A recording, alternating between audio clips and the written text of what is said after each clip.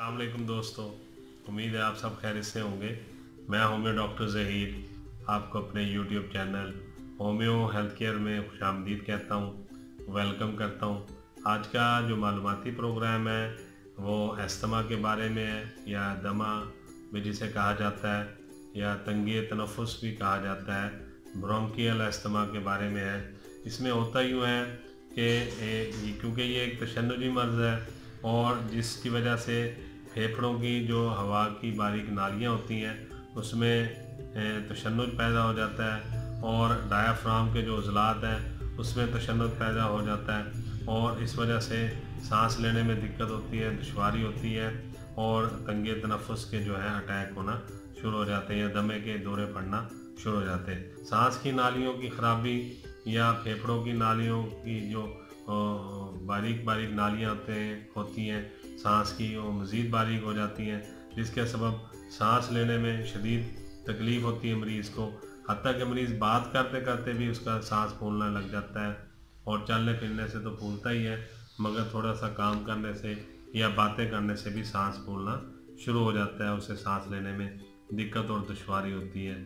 और जिस मरीज़ में एक ख़ास किस्म की अलामात ज़ाहिर होती हैं वो भी मैं आपको बता देता हूँ कि मरीज़ के सांस के साथ एक ख़ास किस्म की सीटी की आवाज़ पैदा होती है, और मरीज़ को बार बार खांसी आती है, बात करते हुए उसको सांस चढ़ता है, सीने में उसको दर्द और शदीद खिंचाव महसूस होता है।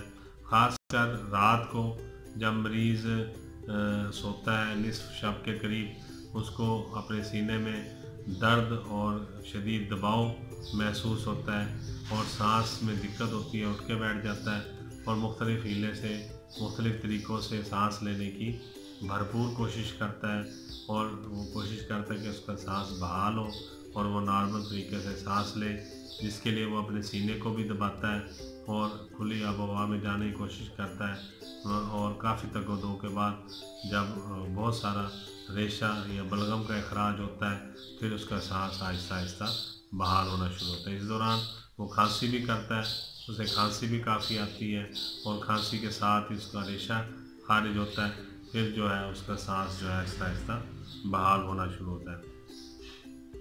क्योंकि दमे का दौरा अमूमन रात को पड़ता है, और ख़ुसूसन आधी रात के वक्त से लेकर सुबह तक 1 घंटे 2 घंटे या 3 घंटे का ये दौरा हो सकता है, अटैक हो सकता है, और मरीज़ का दम घुटता है और मरीज़ बिस्तर से उठ के बैठ जाता है, और फिर मुख्तलिफ़ तरीके अख्तियार करता है सांस लेने के या सांस बहाल करने के।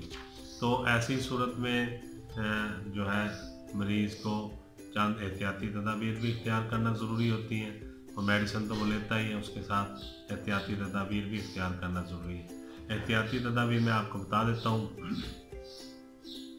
अगर दमे का मरीज़ सिगरेट नोशी का आदी है या कोई और नशा करता है, तो ज़रूरी है कि फ़ौरी तौर पर हर किस्म का नशा और सिगरेट नोशी को तर्क कर दे, बंद कर दे, और जो सिगरेट नोशी करते हैं उनके पास भी मत जाए।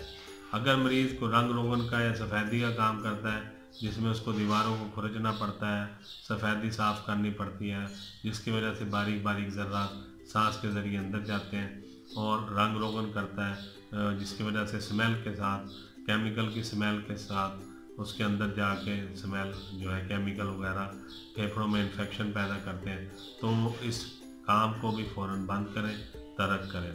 या ऐसे लोग जिनका काम मोटरसाइकिल पे धूल मट्टी वाले इलाकों में जाना है, रश में जाना है, तो कोशिश करें कि ये काम तर्क करें, मट्टी वाले धूल वाली जगहों पे या जहाँ पे फ़ज़ाई आलूदगी बहुत ज़्यादा उस जगह पे मत जाए।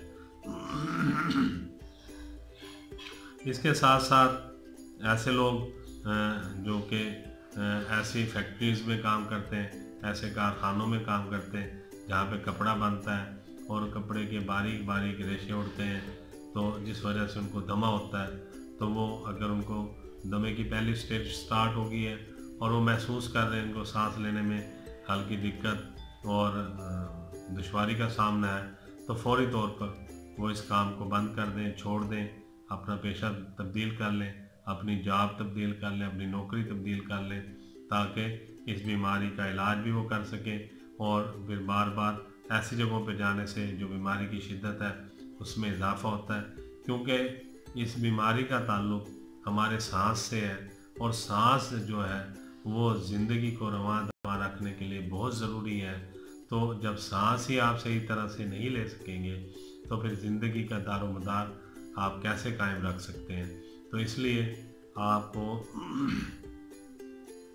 ज़रूरी है कि आप अपनी सांस को बेहतर रखने के लिए, अपनी ज़िंदगी को रवां दवा रखने के लिए आप ऐसे काम को छोड़ दें जिस वजह से आपको ये दुश्वारी हो रही है, तंगी हो रही है, और सांस की बीमारी लाहक हो रही है, और फेफड़ों की बीमारी लाहक हो रही है। तो सबसे पहले एहतियात आप इख्तियार कीजिए, ऐसी जगहों पर मत जाएं, और फिर उसके बाद मेडिसिन इस्तेमाल कीजिए। मेडिसिन मैं आपको बता देता हूँ, आप इसके साथ साथ मेडिसिन भी इस्तेमाल करेंगे और स्टीम भी लेंगे। जो स्टीम है वो हफ्ते में आप 3 दफ़ा या 4 दफ़ा ज़रूर ले लें, जिसे भाप कहा जाता है। उसका तरीकाकार यूँ है कि आप कोशिश करें कि रात को सोने से पहले आप भाप लें। आपने पानी गर्म करना है, जब पानी अच्छी तरह से पकने लग जाए, उबलने लग जाए, गर्म हो जाए, उसके अंदर आपने यूकलिप्टस ऑयल, जो कि सफ़ेदे के दरख्त के पत्तों से तैयार किया जाता है तेल, यूकलिप्टस ऑयल उसे कहते हैं, वो आप ले लेंगे। उसमें चंद कतरे पानी उबलते हुए भी यूकलिप्टस ऑयल के डाल देंगे, और फिर आप उसकी भाप ले लेंगे, और चंद मिनट आप भाप लेने के बाद लेट जाएंगे। और इसी तरह ये रात को आप करेंगे, हर दूसरे दिन कर ले, ज़्यादा बेहतर है। अगर आपको यूकलिप्टस ऑयल नहीं मिलता तो फिर यूकलिप्टस मदर टिंचर आप ले लें, होम्यो स्टोर से आपको मिल जाएगा यूकलिप्टस मदर टिंचर, तो आप उसके भी चंद कतरे डाल के भाप ले सकते हैं। इसके साथ साथ मेडिसिन है, मैं आपको मेडिसिन बता देता हूँ। 2 मेडिसिन है मदर टिंचर में, ब्लाटा ओरिएंट और Nigella sativa mother tincture. Blatta orient mother tincture और नजीला स्टाइवा मदर टिंचर, आप दोनों को बराबर मिकदार में लेके आपस में मिला लेंगे, और फिर इसके 10 कतरे सुबह, 10 दोपहर और 10 रात को आप 2 घूंट पानी में मिला के इस्तेमाल कर लेंगे। इसके साथ साथ आपने 30 पोटेंसी की 4 मेडिसिन इस्तेमाल करनी है, वो भी मैं बता देता हूँ। आर्सेनिकम एल्बम है, 30 पोटेंसी में आपने लेनी। एपिकॉक है, 30 पोटेंसी में आपने लेनी है। एंटियम टार्ट है, ये भी 30 पोटेंसी में लेनी है। और कार्बोवेज है, ये भी 30 पोटेंसी में लेनी है। ये चारों मेडिसिन आपने 30 पोटेंसी में लेके आर्सेनिकम एल्बम, एपिकॉक, एंटियम टार्ट और कार्बोवेज, ये चारों 30 पोटेंसी में लेके बराबर मिकदार में आपस में मिला लेना है, और इसके 10 कतरे सुबह, 10 दोपहर, 10 रात को 2 घूंट पानी में मिला के आप ले लेने हैं। और नजीला स्टाइवा और जो ब्लाटा ओरिएंट है मदर टिंचर, ये भी आपने इस्तेमाल करना है, मगर ये दोनों मुरक्कब आपने इकट्ठे इस्तेमाल नहीं करने, 10 मिनट का वक्फा दे के आपने इस्तेमाल करना है। यानी आप जब ब्लाटा ओरिएंट और नजीला स्टाइवा मदर टिंचर वाला मुरक्कब इस्तेमाल करेंगे, उसके 10 या 15 मिनट बाद आप आर्सेनिक एल्बम, एपिकॉक, एंटियम टार्ट और कार्बोवेज 30 वाला जो मुरक्कब है वो इस्तेमाल कर लेंगे। यानी एक मुरक्कब 10 मिनट पहले, दूसरा मुरक्कब 10 मिनट बाद, या 15 मिनट, 10 या 15 मिनट का वक्फा डाल लेंगे। 2 घूंट पानी में मिला के आपने 10 कतरे लेने हैं, सुबह दोपहर शाम एक मुरक्कब के। इसी तरह दूसरे मुरक्कब के सुबह दोपहर शाम 10 कतरे 3 दफ़ा लेने हैं, 2 घूंट पानी में मिला के। उसके साथ आपने 2 दिन बाद या हर दूसरे दिन, एक दिन छोड़ के एक दिन आप भाप ज़रूर लें। ये 1-2 हफ्ते आप ऐसा अमल कर लेंगे, स्टीम आप लेने से आपको बहुत ज़्यादा रिलैक्सेशन मिलेगी, काफ़ी फ़र्क पड़ेगा। और मेडिसिन तो आप इस्तेमाल कर ही रहे होंगे साथ, तो इंशाअल्लाह ताला ये जो फेफड़ों की बीमारी है, सांस की बीमारी है, दमे की बीमारी है, ब्रोंकियल एस्थमा जिसे कहा जाता है, या जो एस्थमे की तकलीफ़ है, ये इंशाअल्लाह ताला बिल्कुल ठीक हो जाएगी। और इसके साथ साथ आपने एहतियात और परहेज़ ज़रूर करना है। ऐसी अशिया मत खाएं जिनकी तासीर बहुत ज़्यादा ठंडी हो, या बहुत ज़्यादा चिकनाई वाली अशिया हो, या बहुत ज़्यादा ऑयली हो, तली हुई हो और देर से हज़म होती हो। और सिगरेट नोशी से परहेज़ करनी है, सिगरेट नोशी पीने वालों के करीब नहीं जाना, हुक्का बीड़ी से परहेज़ करनी है, या जहाँ पे ये पी रहे होते हैं उनके पास नहीं जाना। फ़ज़ाई आलूदगी से बचना है। गंदम के सीज़न में, तो गंदम की कटाई के सीज़न में थ्रेशर चलता है और काफ़ी ज़्यादा फ़ज़ाई आलूदगी होती है, जो लोग गाँव में या देहातों में रहते हैं वो कोशिश करें ऐसी सूरत हाल से निपटने के लिए अपने नाक और मुंह को ढांपें। जो लोग वाइट वाश का काम करते, सफ़ेदी का, रंग रोगन का, वो भी एहतियाती तदाबीर इख्तियार करें और अगर कुछ अरसे के लिए इस काम को छोड़ दें या इस काम से इज्तनाब करें। फ़ज़ाई आलूदगी से बचें।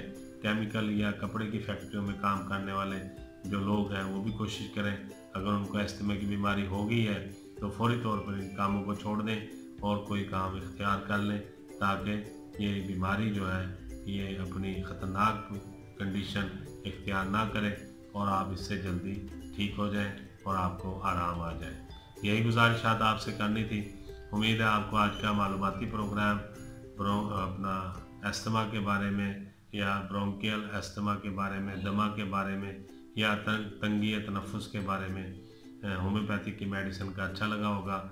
मैं होम्यो डॉक्टर ज़हीर बहुत सारी दुआओं के साथ आपसे इजाज़त चाहूँगा। अस्सलाम वालेकुम।